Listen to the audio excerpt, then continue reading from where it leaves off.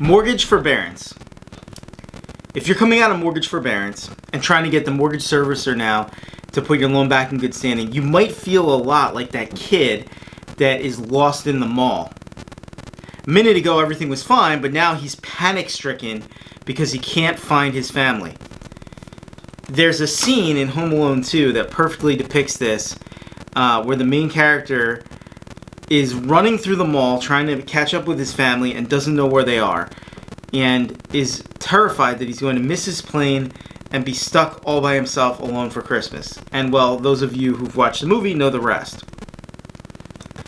Hi, my name's John Fazio. I'm a foreclosure defense attorney, and I'm here to talk to you today about mortgage forbearance, which is a very timely topic because a lot of people are struggling trying to get their loans back on track after having utilized the mortgage forbearance during COVID-19 and find themselves now on this financial cliff where things are not so easy and happy in the current environment, and the mortgage servicers are not doing what people believed was going to happen when they took advantage of the mortgage forbearance.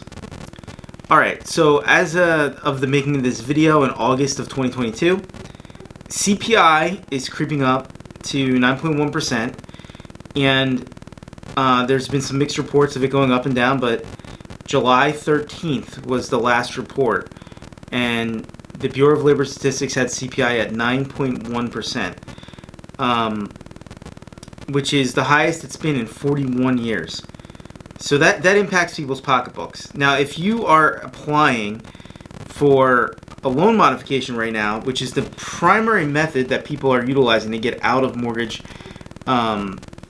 arrears that were brought on by the mortgage forbearance, they're hopefully calling their servicer and going through options with them, and they're hearing that their household income maybe isn't sufficient to cover the mortgage debt, or conversely, that the bank is unable to offer a modification option that would lower the monthly payment.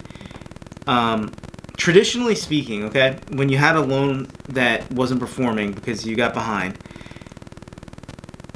you had to do one of two things to get it back on track. One thing you could do was you could say, hey, I had a hardship, and that hardship no longer exists because I was out of a job because of the financial crisis. You know, remember the 2008 financial crisis? I was out of a job, or something was going on with my health, or I had a family member that was, you know, a parent or a grandparent that was ill come live with me, and we had added expenses, or whatever the case might be. You had this hardship, it's now gone, and you're back and your finances are better.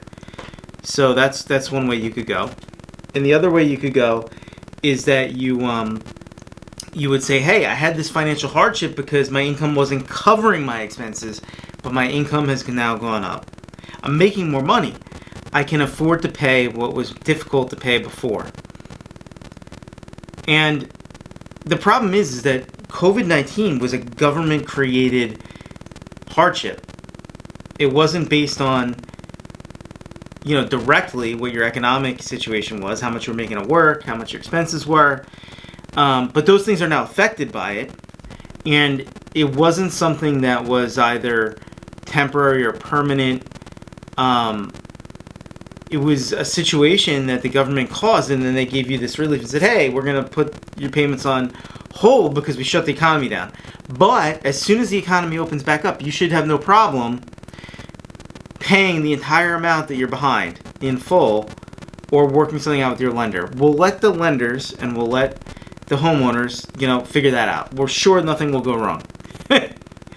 So just like in the financial crisis when they put all the stimulus out and they had the HAMP program and the economy crashed and they bailed out the mortgage banks, they said, hey, we're sure that the banks will do the right thing with the money we're giving them, and they'll help homeowners out.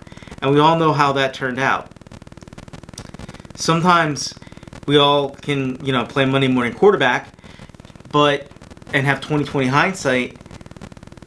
But some of these programs we could see there was going to be a problem with down the road, and this was one that everybody I know who's in the industry, mortgage bankers, lawyers, people on both sides of the aisle, housing, counselors, everybody looked at this and said, "Oh boy, this is going to be a problem. We're gonna have an issue here." So there's 4 different types of government-backed loans where the government has put the pressure. They've really put the screws to anybody that's involved with these loans to give relief. So just by a couple of examples, if you have a HUD FHA loan, then there's a program to do a waterfall and to recapitalize the loan over a new 30-year term, which by extending the maturity date, right, at the same level of interest and capitalizing the arrears, then you get essentially what is the equivalent of a refinance. It's like a backdoor refinance. Okay, that's number 1. Number 2 is VA loans. These loans are permitted to provide a government-backed, these are government-backed programs, a government-backed partial claim of up to 30% of the outstanding amount, which I believe we'll have a future video just on that, but is the outstanding amount of the arrears, not the actual loan. And they'll take that amount and put it as a second mortgage or junior lien that goes on the loan in favor of the Veterans Affairs Association. A lot I could say about that as a way of dealing. It's a lot like the EIDL loans, which have to get paid back, which the government said, hey, we're going to help you out. We're going to give you a loan. Well, they caused the problem, and then they give you a loan to get through the problem. And you then have to pay them back, and they have a lien against your assets. Is that solving the problem? Is that putting the scales back into balance? I don't know. That's for you to decide. I'm not going to comment, but I'm not sure that. But it's a good program that you should take advantage of if you have a VA loan. Then there's USDA loans, and there's Fannie and Freddie loans. All of these have relatively beneficial programs attached to them that you could take advantage of. But what if you are not having your loan serviced by a federal agency or guaranteed by a federal agency? So before we get to that situation, let's look at the ones in the middle. These are the ones where they have this federal guarantee, but it's held in a private trust, which is a vast majority of loans are in this category that do have federal backing. These are called PLSs, Private Label Securitization Trusts. And these are federally backed, but they're privately held. So they are a hybrid. And the same rules flow down to the PLS. If you have a loan and it's in a trust, but it's a Fannie Mae or Freddie Mac trust, or it's a USDA trust, a VA trust, or an FHA trust, then all those things we just talked about apply to you. But what if, like the vast majority of people that are calling our office right now who are just in dire straits and they're really upset because they're facing foreclosure and they're having a lot of trouble dealing with their servicer. What if you're one of those people that has a private loan that has a relatively robust interest rate that is facing foreclosure and being told by their lender and servicer, hey, we're sorry, we don't have any home retention options available where we can modify your loan, and they give a series of reasons, which one is more infuriating than the other. The first thing they say is, we weren't able to document that you no longer have a hardship and are now able to pay. Well, if the hardship is COVID-19, then that should be pretty apparent, but you still have to explain this to them. Second thing they say is we can't reduce the monthly payments on your mortgage because when we calculate it out, it doesn't work out. That's infuriating because you may have provided all the information and it may actually show that you now have the ability to pay because your income went up or because your expenses went down, but the banks will often incorrectly arrive at that conclusion. Third thing might be and this isn't as common right now, but this was very common before, that the net present value of the loan doesn't make sense for the bank, because the reason that usually happens, without getting into a lot of detail about what net present value is because the loan has increased due to the arrears and the property value has gone down. When you have those two things happen simultaneously, there's a very good chance that you've now created a NPV conundrum, because the models that the bank uses to figure out what the value of the loan is in present dollars is stating that the loan is not worth the paper it's printed on, so to speak. And therefore, it's not a good credit risk, and it's not something that they're going to make any money on if they keep that going, because it's now upside down. It's not fitting in their model.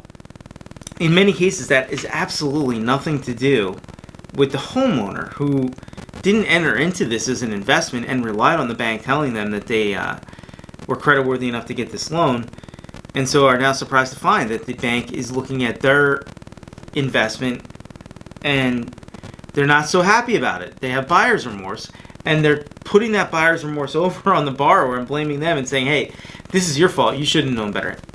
Who is the expert? Is it the bank, or is it you, the homeowner? I mean, if that isn't apparent, who should bear the risk of a bad credit decision, I don't know what is. I mean, that is the whole point of being a lender, is to make good decisions. What does an investor do?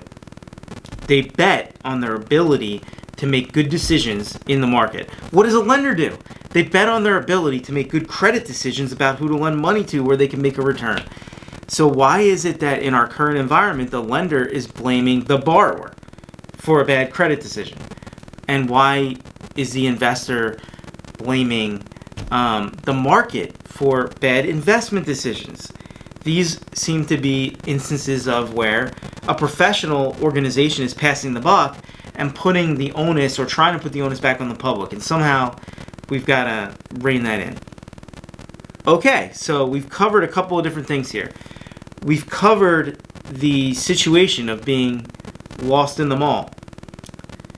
That feeling, that panicked feeling. What do I do next? You know, I believed I was safe. I thought they were going to help me here. And now I'm getting this weird feeling that I'm on my own and they don't really intend to do anything about it. We talked about the current financial situation, why that is exacerbating this problem. We talked about, third, the government programs, and many of you probably, if you were in those programs, already took advantage of it. So most of the people in the audience, it's probably not you, but if it is, great. You know, go and check out what they offer and make sure that you apply for those things, and make sure that your lender or servicer, whoever you're speaking with, is evaluating you for those options. All right, then we talked about the quasi-public-private situations, and now we've gotten into the private loan situation. All right, I guess I'm doing a series of these videos because there's a lot to know here, and there's not a lot of good information out there. I'm gonna, add to this video. I think I'm gonna just put it out and then I'll add to it, because I have some slides from the Bureau of Labor Statistics, the CFPB, Housing Wire, and different places like that that are helpful. But ultimately, I think what you need to know is there's a couple of protections that were put in place.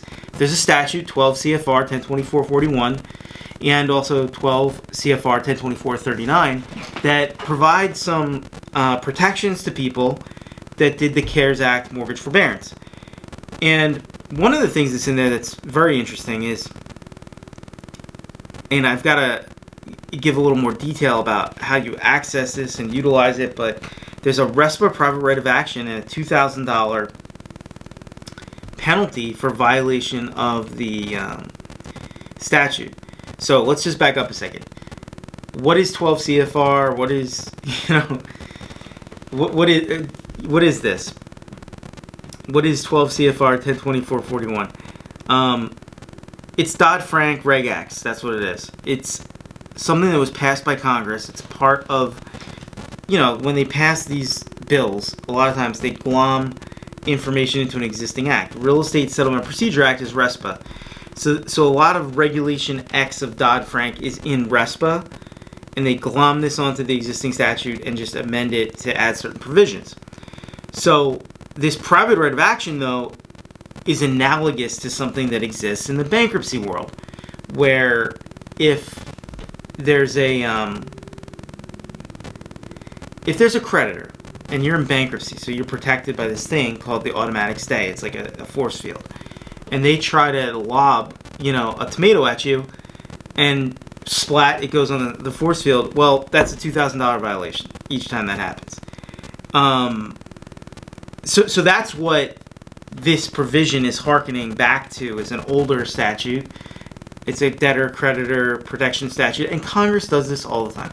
They want to come up with something, and whether it works or it's good or it's bad or whatever, they look at something that already exists and they just kind of copy it, and it's human nature.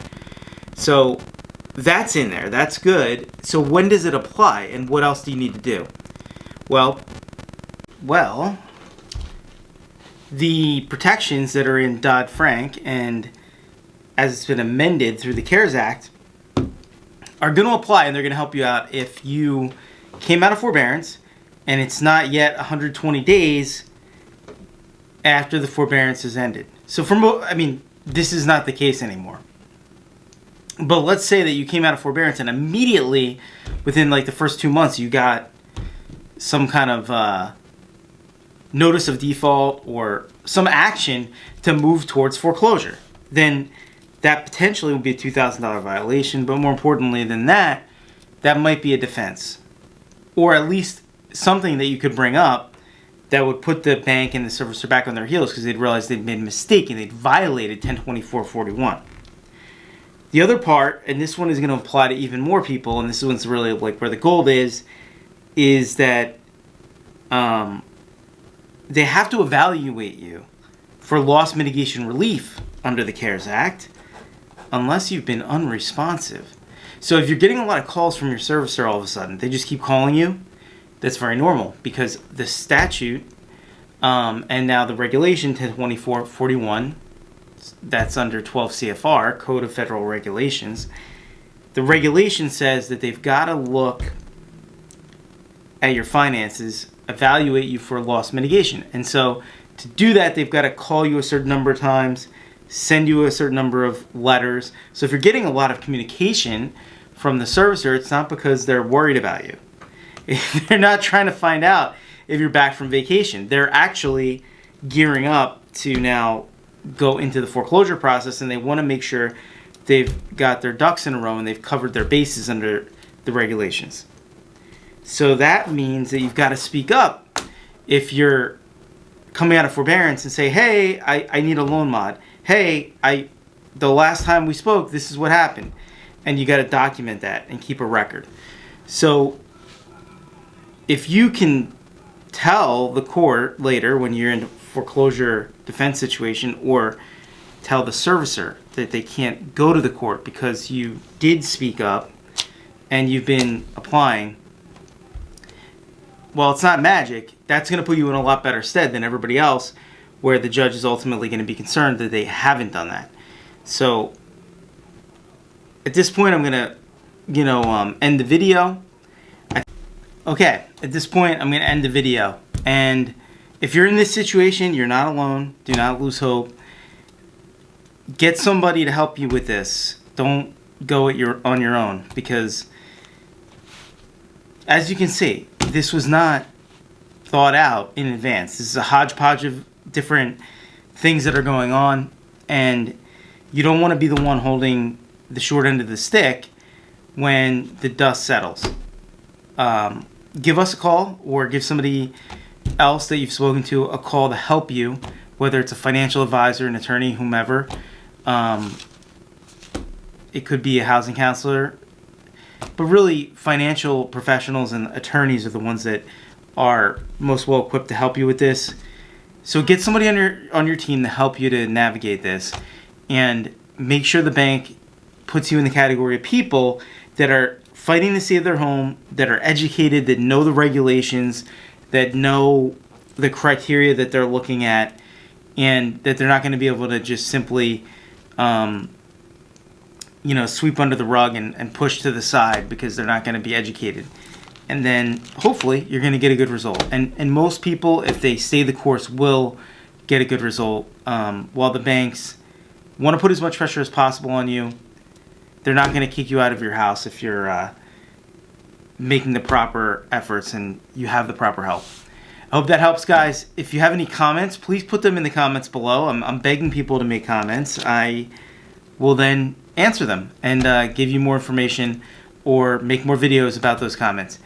I appreciate everybody that was watching. Thank you so much. Please subscribe, like the video, and I'll see you on the next one.